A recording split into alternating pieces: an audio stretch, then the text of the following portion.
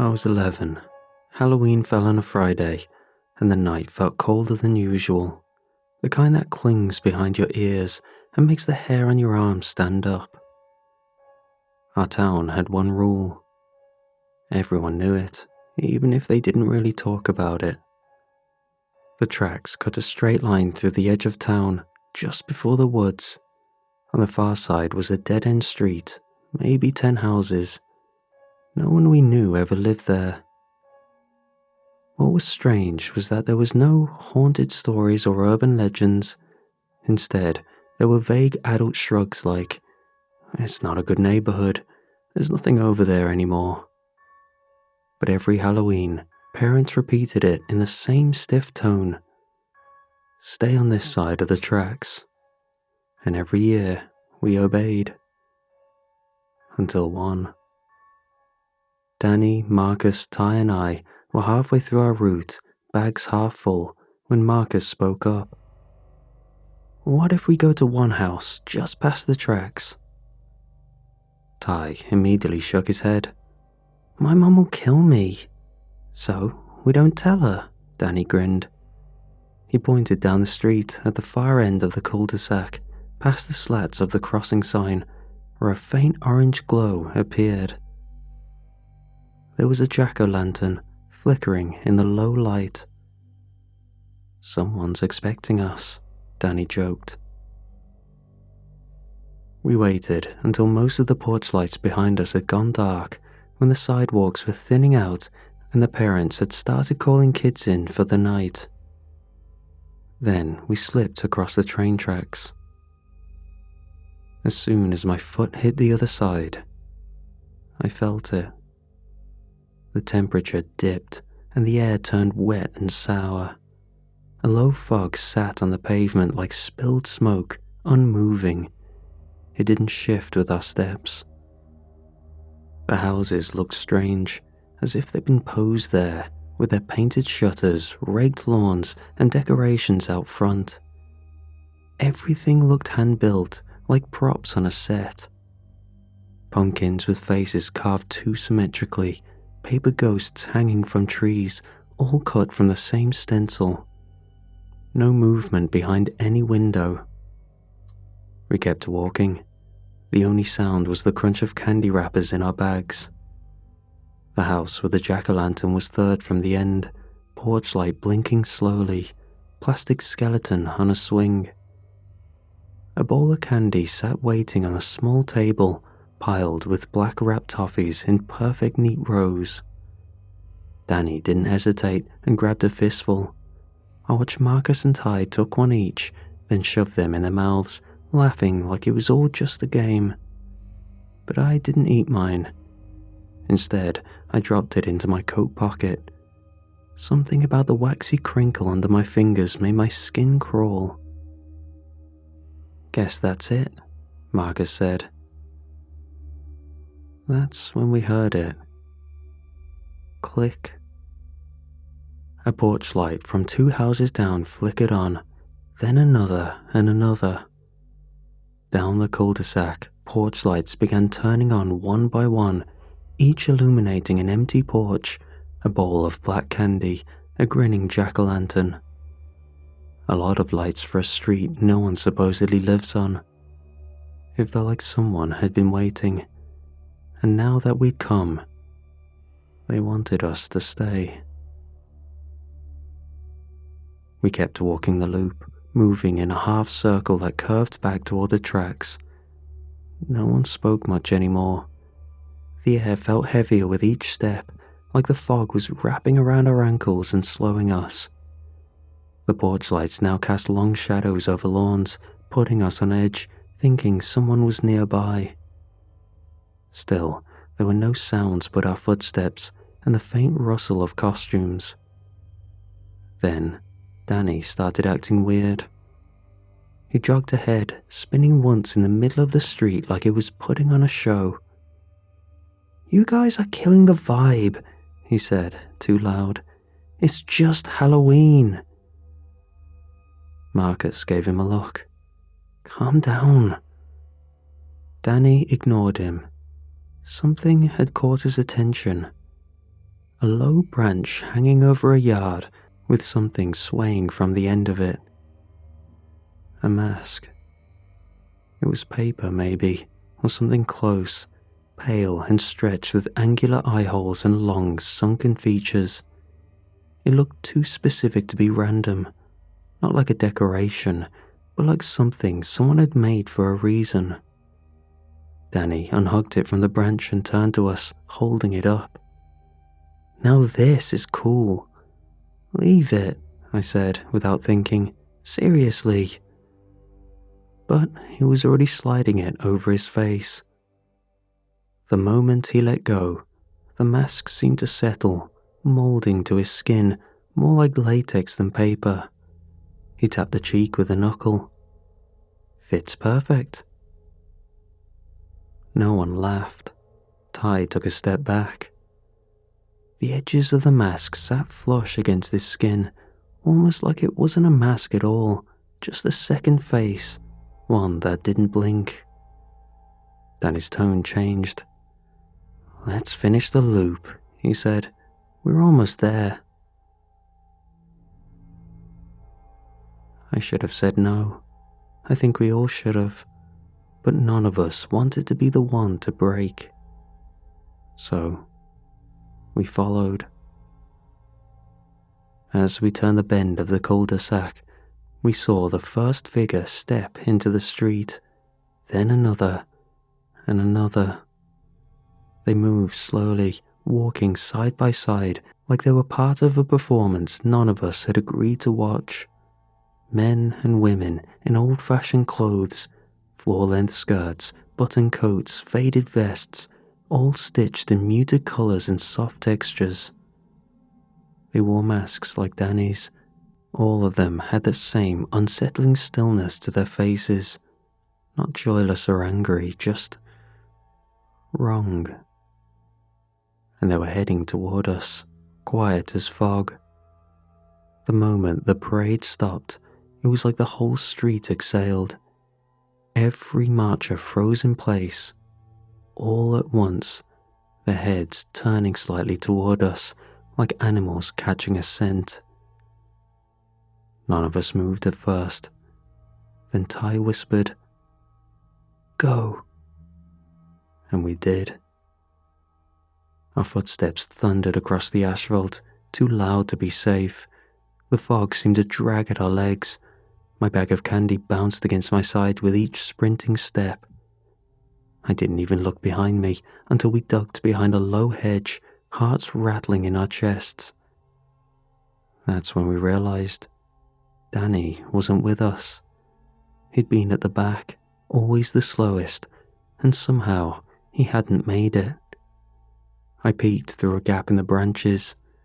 He was still in the street, lumbering away, no more than a dozen feet from the front of the parade. The nearest masked figure glided forward toward him, then another. They were calm and confident, like they already had him. Danny didn't call out, nor turn around. He looked cornered, shoulders hunched, lost in thought. Then he did something I didn't expect. None of us did. Just before the nearest figure reached him, he slipped it back on, the mask he still clutched in his hands. It didn't crinkle or bend. The thing folded into place over his face like it belonged there. The figure paused, inches away, as if inspecting him, then turned away. The next marcher passed by, and another, until the final one, which led him towards the pack, not giving him a chance to slip away.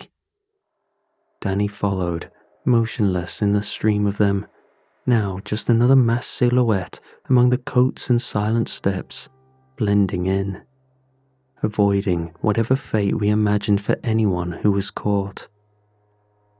From the hedge, Marcus whispered, "What do we do?" But no one had an answer. We were kids. They weren't. And now they had Danny. We waited until the parade drifted out of sight, disappearing down the end of the cul-de-sac. Then we ran. Back across the tracks, back toward the houses with store-bought candy and real people inside. We kept glancing back, hoping he'd followed us. But Danny never did.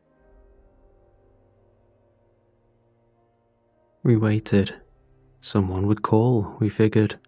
Maybe Danny would text. Maybe he'd show up at school on Monday like nothing happened, rolling his eyes and calling us babies for running off.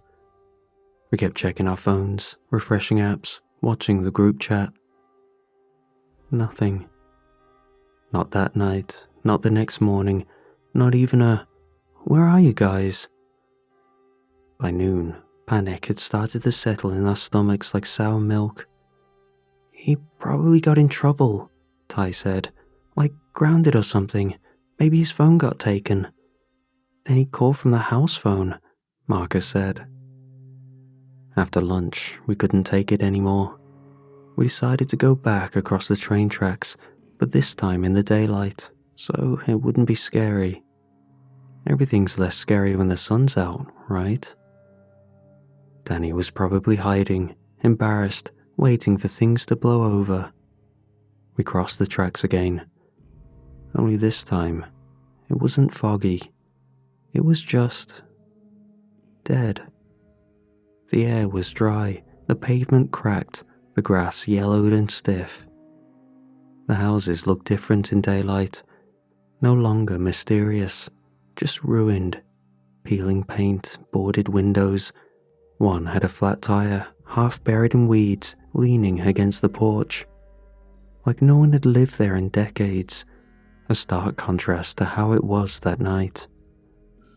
There were no lights, no jack-o'-lanterns, no decorations, not even left over, like you'd imagine when you see a place abandoned. The place was cleaned up of all things Halloween, despite the evidence that no one had been there in a long time. We retraced our steps, stuck close together. My skin felt too tight, like I was about to bolt at the slightest sound. Then we found the hedge, and from there we saw it. Danny's candy bag was sitting in the road where he was caught, still full, unopened. The wrapper on top hadn't even been crinkled. Marcus finally whispered, "Okay, we have to tell someone." So we did. We told our parents, expecting the usual, lectures, sighs, and a solution. Adults always fix things. They called the teachers when we forgot homework, they found lost dogs, they made everything go back to normal. So we figured this would be the same. A search was launched, police, neighbours, flashlights cutting through brush behind the cul-de-sac, volunteers canvassing with missing posters, and we standing there while they asked the same questions over and over. "Are you sure you were here? Are you sure you didn't just lose him?" But no matter how many times we told the story, the truth, no one found a thing. No Danny, no parade, no mask, no trace. Just an empty street behind the tracks, and a silence that followed us all the way home. Time passed. The posters came down, the search stopped, people stopped asking questions, at least the real ones. But the story, that didn't die. It morphed. People started calling it the Halloween vanishing. They made it sound like a ghost story. A kid crossed the tracks one Halloween night and never came back. Don't be stupid like him. They didn't say his name anymore, not in the versions that spread. Danny became the boy, an example, a warning. At school, new kids would whisper it to each other in the weeks leading up to Halloween. There were made-up details. He dared a ghost to show itself. He knocked on the wrong door. He stepped on a grave hidden under a porch. We never corrected them. What would we even say? that the truth was worse than all the stories combined, that we saw him disappear, that we ran. Eventually, even Marcus stopped talking about it. Ty moved away the following year. But I couldn't forget. Not when I saw porch lights flicker, not when I passed the edge of the tracks on my bike and felt something watching. The warning stuck though. Every Halloween, parents whisper the same things to their kids. Don't cross the tracks. It works. No one does. Not anymore. No one. Except me. Because I needed to know what happened. Someone had to go back. So, I made a plan. I told my friends I was done for the night, tired, maybe coming down with something. I waved them off as they headed up toward Maple Street, then slipped away. No one noticed when I double-backed and headed away from the busy streets, back toward where everything happened. When I reached the tracks, my hands were already shaking. The fog was thinner this time, but the cold was the same, the kind that didn't just bite your skin, but soaked through it. The cul-de-sac waited like it had been holding its breath for a full year. The air felt hushed, heavy, ready. I didn't knock on doors, didn't speak. I walked fast, keeping to the sidewalk, eyes forward. Porch lights flicked on as I passed. First one, then another, a quiet relay, like they recognized me. I found the hedge. It looked the same, overgrown, tangled, brittle from the cold. I dropped to one knee and crawled behind it, into the same hollow where we'd all crouched the year before, knees pressed to the dirt, limbs tucked tight. The same place where we'd watched Danny stop running. I took myself low and held my breath, waiting. And there it was. The parade. Same masks, same clothes, same empty rhythm. They marched past with heads tilted slightly forward, as if sniffing the air for something, not a single footstep out of sync. My chest tightened. I told myself I just needed to see it again, just needed to know it wasn't a trick or a story we told ourselves wrong. But then something shifted beside me. A soft exhale, barely more than a stir in the air. I turned my head and caught my breath. Someone was already there, crouched in the dark beside me, close enough to touch. The shape of him was impossible to mistake. Too familiar. The hoodie, faded blue with a frayed pocket seam. The jeans with one cuff always slightly rolled, as if he never learned to fold them properly. The worn-out sneakers with one fluorescent orange lace. Danny. I wanted to speak, to say his name, grab his arm, but one motion made me stop. A hand raised, signaling me not to move. My throat locked up. My chest felt caved in. His head turned slowly, mask creased under his hood, the same mask he pulled from the tree a year ago.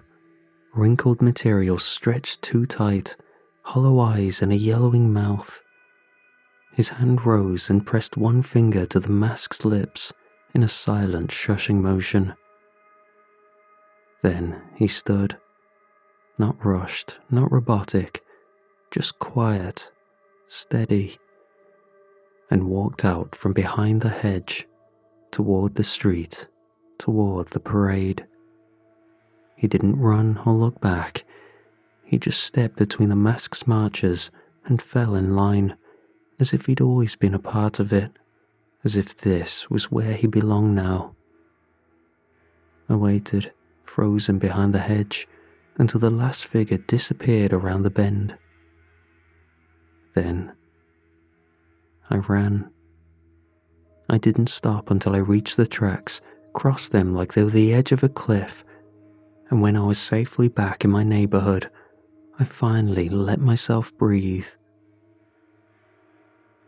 I couldn't tell anyone, not my friends or my parents, not the cops who'd closed Danny's case and turned him into a bedtime warning, because how could I explain it? What would I even say? That Danny had become one of them? That he, for some reason, chose to stay, or was forced to? I didn't know what the mask meant, or if Danny was trapped, if he was happy, or if there was anything left of him in there at all.